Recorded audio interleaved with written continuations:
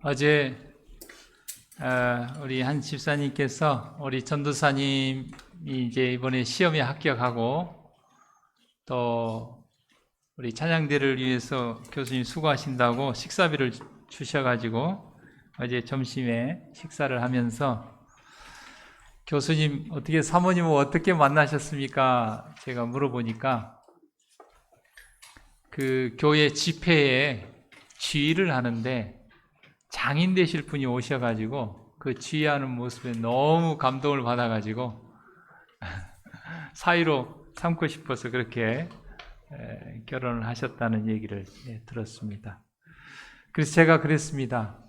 정말 하나님께서 짝지어 주신 것 같다고. 오늘 우리가 씨 뿌리는 비유에 있어서 예수님께서 네 종류의 땅에 대해서 말씀을 하셨습니다.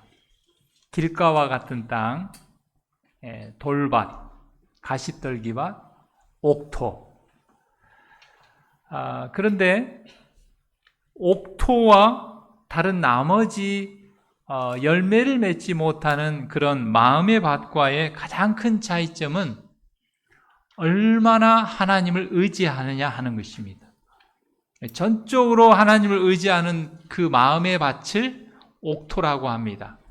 그 옥토에 하나님의 말씀에 씨앗이 떨어지면 그것은 잘 자라서 열매를 맺고 결실을 하게 됩니다. 그러나 나머지 밭들은 하나님보다는 자기 자신이나 세상의 것들을 더 많이 믿고 의지하기 때문에 결실을 맺지 못하게 됩니다. 이번 12월 시조 40에서 41페이지에 보면 지난달에도 그 기고를 하셨는데 한 목사님의 그 연재의 글이 나옵니다. 아마 이 목사님께서는 굉장히 이 얼굴 안면 부위 쪽에 이 암으로 인해서 아주 큰 수술을 하셨던 것 같아요. 그래서 목회를 쉬었다가 다시 이렇게 복직을 하게 되셨는데 그 부분에 이런 내용이 나옵니다.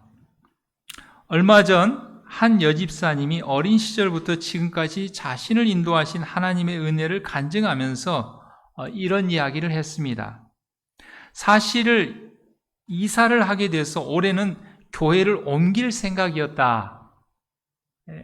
그런데 새로 오신 목사님은 이전 목사님보다 더 아파 보이는 거예요. 이전 목사님은 그래도 외형은 멀쩡하셨는데 목사님의 얼굴을 보는 순간 도저히 광주교회를 떠날 수가 없더라고요. 이렇게 얘기를 했습니다. 또 미국에서 살다가 한국에 와서 출석할 교회를 찾다가 아마 경기도 광주 같아요. 지금의 광주교회 수석 장로가 되신 분도 이렇게 간증을 했습니다. 출석하려 했던 교회가 있었지만 그날 시간이 늦어서 가까운 광주교회로 왔어요. 그러니까 다른 교회로 가려고 그랬는데 거기가 좀 멀었는지 늦어서 이 교회로 왔는데 그런데 설교하시는 목사님을 보고 병마와 싸우며 얼마나 힘들고 아팠을까 생각하고 우리가 이 목사님을 돕자고 아내와 이야기했어요. 그렇게 얘기를 했습니다. 이 목사님께서는 이렇게 얘기를 했습니다. 내 허점과 약함이 오히려 무엇보다도 강한 힘이 될 수 있구나. 우리는 이렇게 생각을 합니다. 목사님이 설교도 잘하고 키도 크고 잘생기고 그래서 교회가 부흥하고 성도들이 남고 그렇게 생각을 해요. 그런데 하나님께서는 약함 중에 역사하는 것입니다. 목사님이 아프시고 수술을 하고 이렇게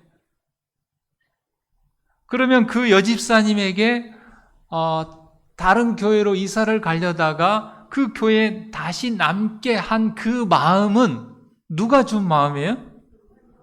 하나님께서 그 동정의 마음, 그런 마음을 주신 것이죠.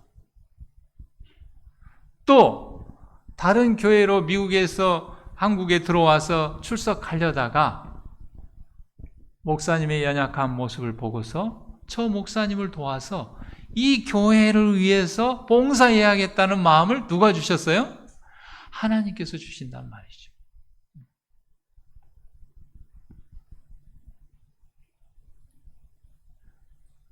우리는 많은 경우에 우리의 능력과 우리의 강함의 힘이 있다고 생각을 합니다.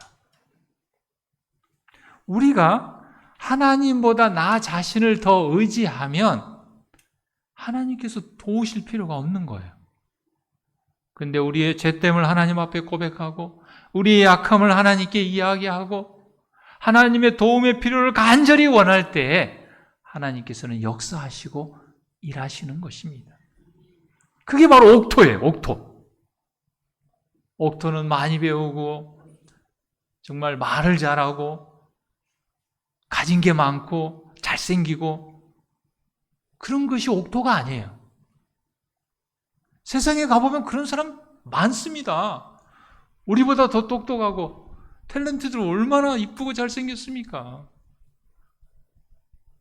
오히려 하나님께서는 허점과 약함으로 인하여 하나님을 더 의지하려고 하는 사람을 통하여 일하신다는 사실입니다. 마태복음 13장 19절 말씀에 예수님께서 이렇게 말씀하셨습니다. 아무나 천국 말씀을 듣고 깨닫지 못할 때는 악한 자가 와서 그 마음에 뿌리운 것을 빼앗나니 이는 곧 길가에 뿌리운 자라. 마태복음 13장 19절. 네 종류의 밭 중에 이 길가밭, 이 길가의 비유를 통하여 보여주는 그 땅, 그 마음은 어떤 마음의 밭을 이야기하냐면 말씀을 들어요. 깨닫지 못하는 거예요. 말씀을 듣지만 깨닫지 못하는 거예요. 엊그제 우리 그 딸아이가 저한테 문자가 왔어요. 아빠 과일이 먹고 싶어요. 그래요. 무슨 말이에요? 이 말이 무슨 말이에요? 에? 무슨 말이에요? 사주란 말이에요? 확실히 여자들은 참 잘하네. 저는 그 말을 보고서 아니 마트 가서 과일 가서 사 먹으면 되지 왜 그 과일 먹고 싶단 말을 왜 문자를 보냈지? 그래가지고 제가 그 다음에 질문이 뭐냐면은 그 가까운데 과일 파는 마트 없어?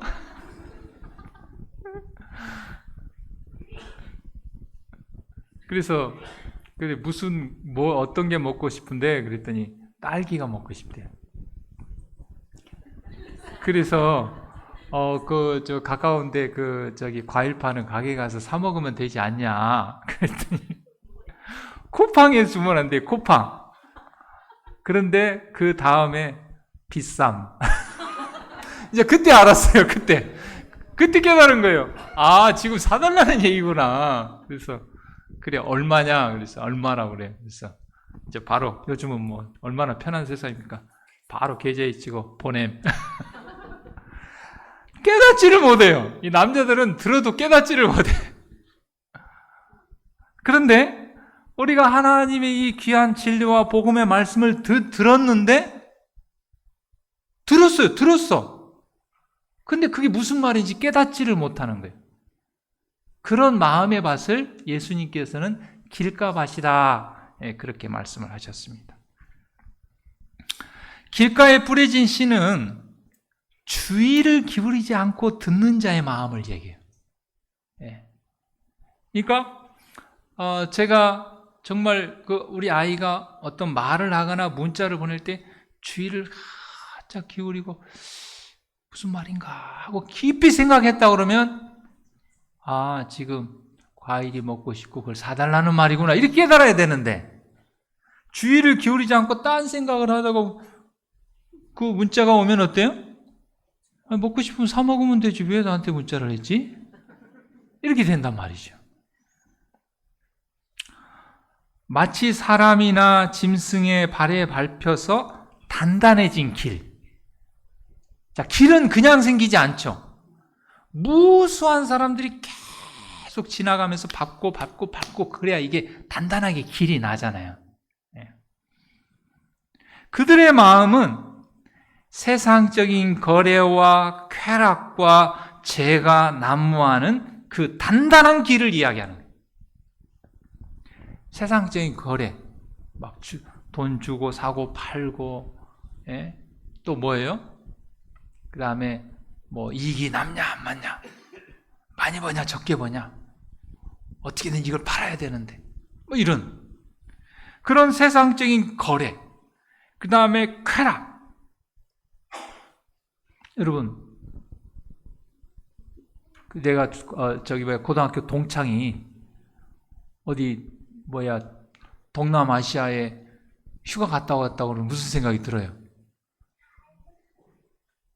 부러운 생각이 들잖아요. 그래, 나도 돈 막 벌어가지고 나도 내년 휴가 때는 동남아시아 휴가를 좀 가야지. 그러면서 자족하는 마음보다는 어때요?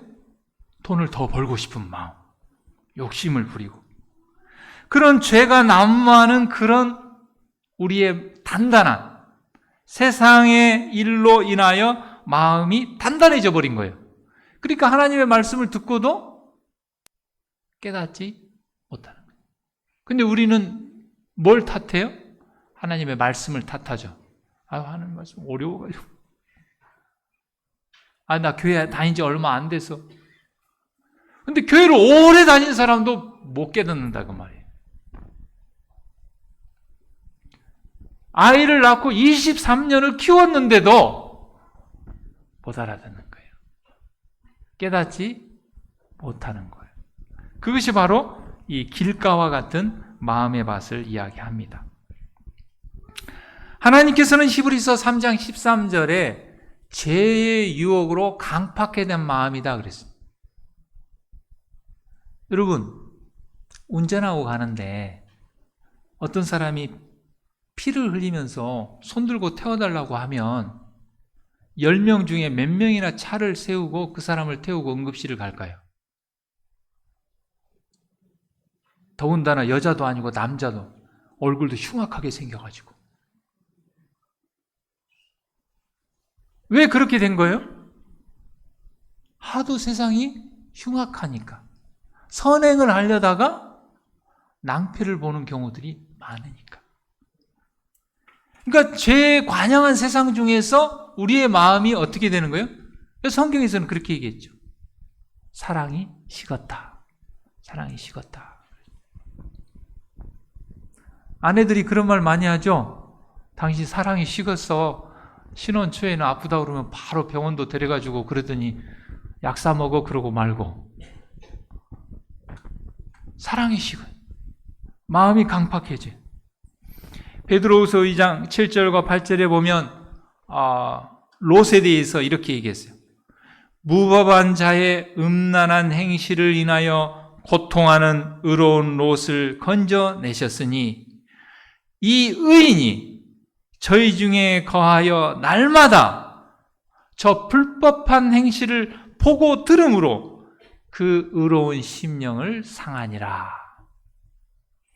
날마다 우리가 이 제약된 세상에서 불법한 행실들을 보고 들으면서 우리도 모르는 사이에 우리의 순수하고 정직하고 깨끗한 마음들이 상함을 입고 단단해지고 강팍해져 간다고 그러죠. 히브리서 12장 15절에서는 너희는 돌아보아 하나님 은혜에 이르지 못하는 자가 있는가 두려워하고 또 쓴뿌리가 나서 괴롭게 하고 많은 사람이 이로 말미암아 더러움을 입을까 두려워하라.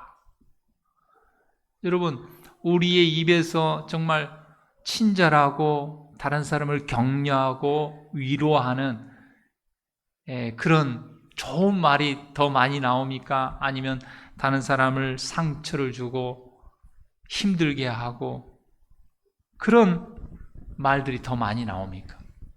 우리의 마음에 쓴 뿌리가 있어서 거기서 쓴 뿌리에서 쓴 열매가 나오는 거예요. 그래서 다른 사람을 괴롭게 하는 이런 밭들이 다 길가의 밭들에 해당되는 것입니다. 이기적인 목적과 죄악적인 방종에 몰두된 사람의 영적 기능은 마비되어서 말씀을 들어도 깨닫지 못한다. 그랬어요. 여러분, 우리는 육적인 동물이면서 영적인 동물입니다. 사람은 영적이에요. 영물이라고 그러지, 영물. 우리가 영성이라고 그러죠. 이 영적인 기능이 마비됐다고 그랬어요. 영적인 기능이 마비됐다는 것은 뭐냐면 하나님의 말씀을 들으면 깨닫고 그 깨달은 말씀에 대해서 반응하고 이런 것이 영적인 기능이 영성이 있다고 하거든요. 영성이라는 건 다른 게 아니에요. 돌아가신 우리 이상배 장로님께서 작년 장막회 때인가 재림연수원에 그 박상길 목사님 와서 이제 그 장막회 말씀을 하셨는데, 말씀이 끝나고 우리 이상배 장로님이 저한테 그러는 거예요. 이 목사님이 아주 영성이 있는 것 같다, 이렇게.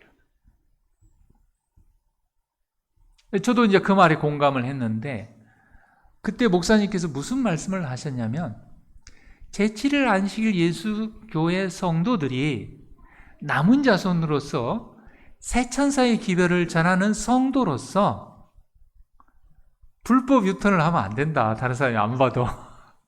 그런 말씀을 하셨어요. 좀 불편하고 힘들어도 유턴하는 데 가서 유턴을 해와야 된다. 그 말씀을 듣고 우리가 다 웃으면서도 양심의 찔림을 받았어요. 저도 어떨 때 불법 유턴할 때가 있거든요. 그래서 그 말씀을 듣고서 그래, 좀 늦더라도 불편하더라도 불법 유턴하면 안 되지. 신호등을 지켜야지. 그런 생각을 하게 됐어요. 그것이 바로 영성이라는 것이에요. 근데 그런 말씀을 듣고도 아이고, 목사님 말씀도 그렇게 살아고 이 험한 세상을 어떻게 살아요? 안 보면 그냥 살짝 이렇게 하고 그러는 것이지. 길까봐. 영적인 기능이 마비돼요. 하나님의 진리와 복음의 말씀을 들어도 뭐예요? 반응이 없어요. 그리고 그 말씀에 대해서 반박을 해버리는 거예요. 그러니까 열매를 맺지 못하는 것이죠. 그들은 그 비유가 저희 자신들에게 하신 말씀인 줄을 깨닫지 못한다. 그러니까 어떨 때는 저도 이렇게 설교를 하면서 다른 사람의 설교를 하고 자기 자신은 돌아보지 못하는 거예요. 이 길가밭은 이 깨닫지 못한단 말이 계속 나오죠. 깨닫지 못하고 마비되고 마음이 단단하고 강팍하고 이런 표현들을 쓰죠. 그들은 저희의 부족과 위험을 깨닫지 못한다. 다른 사람을 지적하고 비평하는 사람들은 대부분 자기의 부족을 모르는 사람들이 그렇게 합니다. 그러니까 예수님께서 그러셨죠. 자신 눈에 큰 들보는 보지 못하고 다른 사람이 있는 티를 빼려고 한다. 이렇게. 그러니까 예수님 당시에도 종교 지도자들이 안식일을 제정한 예수님을 비난했죠. 안식일을 안 지킨다고. 근데 정작 그들은 안식일에 다른 사람을 비평하고 비판하면서 안식일을 어겨버린 거예요. 더 크게 어긴 거죠. 오히려 예수님을 지적하고 공격했던 거죠. 마치 새가 길가에 떨어진 씨를 재빨리 주워 먹는 것처럼 사단도 우리의 심령에서 진리의 씨를 빼앗아가기 위해 만반의 준비를 하고 있다. 그러니까 우리의 마음에 말씀의 씨가 이렇게 딱 떨어졌으면은 여기 흙으로 이 뿌리를 내리고 그래가지고 이게 자라서 결실을 맺어야 되는데 이 땅이 마음밭이 단단하잖아요. 그러니까 여기 떨어져가지고 뿌리를 못 내리는 거예요. 그러니까 사단이 얼른 와서 그 말씀을 탁 채갖고 가져가 버린다. 이게 바로 길가의 마음의 밭을 이야기합니다. 여러분, 그 제트기류라고 들어봤습니까? 제트기류? 제트기류가 시속 300km가 넘는다고 합니다. 이게 이제 그 공기의 흐름이죠. 예. 그래서 이렇게 그 서울과 로스앤젤레스를 이렇게 비행기가 오고 가는데, 서울에서 로스앤젤레스로 갈 때는 제트기류가 시속 300km로 불어주기 때문에 그 비행기가 시속 1100km 속도가 난다고 합니다. 그래서 서울에서 로스앤젤레스까지 가는데 10시간이 걸린다고 합니다. 10시간. 그런데 로스앤젤레스에서 서울을 향해서 갈 때는 반대쪽에서 제트기류가 불잖아요. 그러니까 시속 700km로 가기 때문에 12시간이 걸린다네. 그러니까 똑같은 거리인데 제트기류를 받아서 가는 때는 10시간이 걸리는데 제트기류를 맞바람으로 맞고 갈 때는 12시간이, 4시간이나 차이가 나는. 시간도 많이 걸리고 연료도 많이 소모되고. 여러분, 우리가 우리의 힘을 의지해서 할 때는 힘들어요. 버거워요. 일도 잘 안 돼요. 그러나 하나님의 성령의 제트기류의 도움을 받으면 더 빨리, 더 쉽게 일을 이룰 수가 있다는 것이죠. 어떻게 보면 이 제트기류의 힘을 받아가지고 서울에서 로스앤젤레스까지 10시간 만에 날아간 비행기는 정말 옥토를 비유한다고 할 수가 있겠습니다. 반면에 오로지 자기 힘으로만 모든 것을 자기만 의지하고 하려는 하나님의 성령을 거역하면서 하는 것은 오히려 제트기류를 맞바람으로 봐서 날아가는 12시간이 걸리는 그런 유형으로 볼 수가 있겠습니다.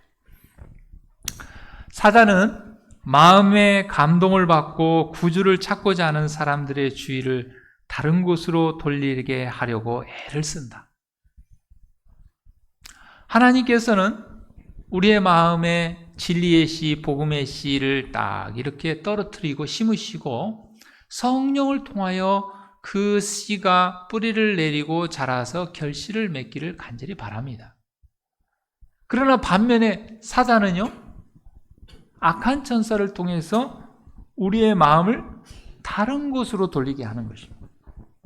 그래서 그 씨가 열매를 맺지 못하게 하는 것입니다.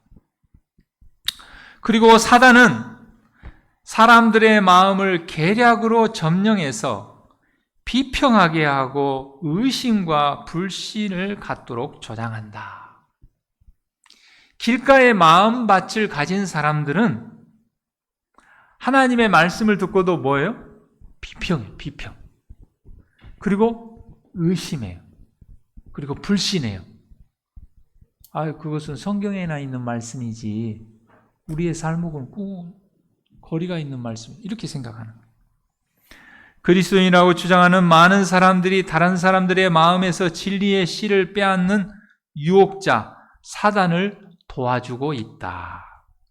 하나님의 말씀을 전하는 설교를 들은 많은 사람들이 그 설교를 가정에서 비평의 주제로 삼는다.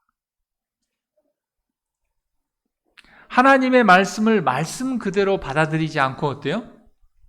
그 말씀을 비평의 주제로 삼는다.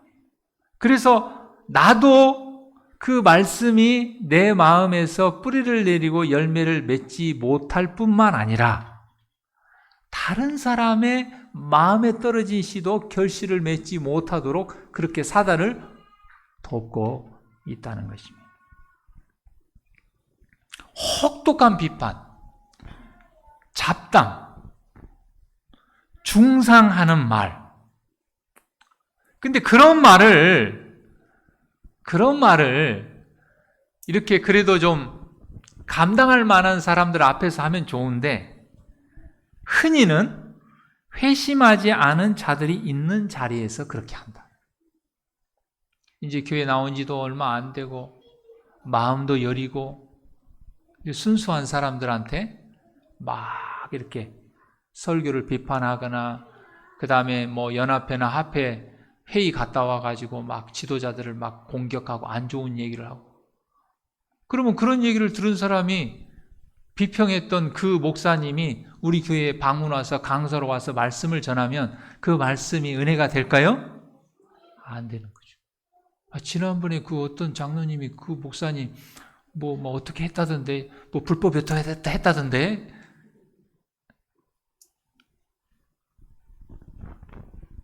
정녕 그 말이 맞는 말이라 할지라도 맞지 않는 경우가 더 많아요. 오해되는 경우가 많아요. 회심하지 않은 자들이 있는 자리에서 그렇게 함으로 사단을 돕지 말라는 것입니다. 특별히 부모들은 이런 일들을 그들의 자녀들이 듣고 있는 자리에서 그렇게 한다. 아이들이 있는데 그 자리에서 남편과 아내하고 막 그런 얘기를 하는 거예요. 교회를 비평하고 비판하고 목사를 비평하고 장로를 비평하고 막 지도자를 비판하고 막 설교를 가지고 막 비평하고 비난하고 막 이렇게. 그렇게 함으로 부모들은 자녀들의 마음속에서 하나님의 사자들에 대한 존경심과 그들이 전한 기별에 대한 존경심을 소멸시켜 버린다. 지난번에 집에서 그 아버지가 어떤 장로님이 어쩌고 저쩌고 얘기했는데 그 장로님 5분 설교 올라왔어요. 그 아이가 그 5분 설교 들으면서 무슨 생각할까요? 지난번에 우리 아버지가 그 장로님 뭐 안 좋다고 얘기했는데 그 말씀이 그 마음에 열매를 맺을 수가 없는 것이죠. 소위 그리스도인이라고 주장하는 자들의 가정에서 많은 청소년들이 불신자가 되도록 교육을 받고 있다. 부모들은 왜 그들의 자녀들이 그처럼 복음에 관심을 갖지 못하고 성경의 진리를 그토록 의심하는지를 의아해한다. 아니 왜 이놈들이 자꾸 이렇게 신앙도 안 하고 교회도 잘 안 나오고 또 성경 말씀 듣고 이렇게 읽고 막 이런데 왜 관심이 없지? 그렇게 생각합니다. 그들은 또 저희의 자녀들이 도덕적인 감화와 종교적인 감화를 받는데 그처럼 어려운 이유가 무엇인지 깨닫지 못한다. 그런데 여기 하나님께서 선지자를 통해서 정확하게 이렇게 말씀하셨어요. 그들의 자녀들은 부모들이 보여준 그 모본, 설교를 비평하고 비판하고 막 지도자를 공격하고 그런 것들로 인해서 그 자녀들의 마음이 완고해져서 강팍해지고 단단해지고 길가의 마음밭이 되어서 깨닫지 못하는 건데 그것을 이해하지 못한다 하는 것입니다. 그러므로 여러분, 우리가 비판과 비평과 잡담과 중상을 하는 것을 굉장히 주의를 해야 됩니다. 누구한테 하면 제일 좋을까요? 하나님한테 하면 제일 좋아요. 정말 불평이 있으면 하나님과 막 얘기하세요. 하나님 억울합니다. 막 얘기하세요. 왜냐하면 하나님은 다 그걸 받아주시니까. 모든 걸 하나님은 다. 근데 사람은 아닌 것 같아요. 사람은 여전히 죄인이고 약하고 연약하기 때문에 하나님을 대신할 수는 없는 것 같아요.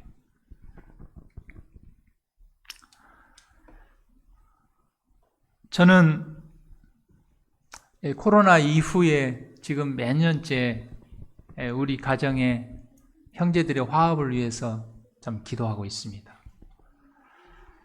어떨 때는 참 그 형제들이 이렇게 싸우고 분열이 생겨가지고 다 이 부모님을 넘을라라 하고 할 때 막 화가 막 올라와요. 그리고 막 형한테 전화해가지고 막 모진 말을 쏟아붓고 싶을 때가 있어요. 그리고 그 말 안 듣는 동생들도 완전히 인연을 그냥 다 끊고 싶은 마음이 막 불현듯 올라올 때가 있어요.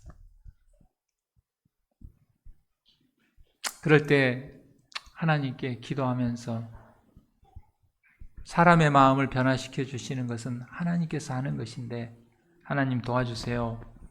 참 기도를 했는데 하나님께서 이 형제들의 마음을 조금씩 이렇게 회복시켜 주시고 계신 것 같아요. 그래서 저희 아버지께서 이제 처음에 요양원을 갈 때는 걸어서 들어가셨는데 이제 휠체어를 타시고 이제는 휠체어 타는 것도 어렵고 누워 계시고 하체 근육은 거의 다 빠지셨고 막 욕창이 생기시고 결국은 이제 지난주에 요양원에 계실 수 없어서 요양병원으로 옮겼습니다. 제가 이제 그 형제들하고 잘 소통은 안 되지만 이렇게 문자를 만들어 가지고 듣든지 안 듣든지 막 계속 보냅니다. 아버지가 뭐 입원했습니다. 어머니가 입원했습니다. 그런데 최근에 저희 형님이 이렇게 좀 마음이 많이 부드러워지셨어요. 그래서 전화하면 전화도 받고 또 궁금하면 전화도 오고 그래서 엊그제 요양병원에 와서 아버지를 보고 많이 울고 가셨다고 그러더라고요. 집에서 이틀을 자면서 어머니 말씀이 형이 많이 울고 갔다. 그러면서 엊그제 형님이 저녁을 사주면서 미안하고 고맙다. 그렇게 형이 이야기하더라고요. 형한테 쏟아붓지 않은 것을 참 감사했습니다. 만약에 제가 서운한 마음으로 그걸 막 쏟아붓고 해봤다면 아마 걷잡을 수 없이 아마 돌이킬 수 없는 그런 관계로 갔을 텐데 하나님께서 그런 부드러운 마음을 주셔가지고 예전의 형님으로 돌아왔어요. 그래서 저도 많이 부담을 많이 이렇게 내려놓고 형한테 이렇게 상의도 하고 형님 어머니께서 그 매장하지 말고 야 이렇게 화장해서 깨끗하게 그렇게 하라고 합니다. 그랬더니 그러냐고. 그럼 어머니 유언대로 해야지. 사랑하는 성도 여러분, 옥토는 다른 게 아닙니다. 하나님을 더 의지하고 우리의 힘으로 할 수 없는 영역들을 하나님께 의지하고 맡기는 것입니다. 하나님의 말씀의 씨앗은 불변의 진리입니다. 그러나 우리의 마음의 밭은 비록 우리가 길가밭이고 돌밭이고 가시떨기 밭이라 할지라도 우리가 회개하고 돌이키고 돌을 걷어내고 가시떨기를 뽑아내고 땅을 갈아 엎으면 기경하면 옥토가 되는 것입니다. 그러면 하나님께서 우리의 마음에 씨를 심어서 하나님께서 물 주시고 자라게 하시고 열매 맺게 하시고 결실을 하는 겁니다. 우리가 하는 게 아니에요. 우리의 의무는 우리의 마음밭을 항상 부드럽게 언제라도 하나님 말씀하시면 주여 말씀하옵소서 주의 종이 듣겠나이다. 내가 여기 있나이다 나를 보내소서. 그게 바로 옥토입니다. 제 힘으로 할 수 없습니다. 하나님 도와주소서. 그것이 바로 옥토입니다. 우리 모두 하나님의 말씀의 열매를 맺는 옥토를 이루는 우리 모두가 되기를 바랍니다.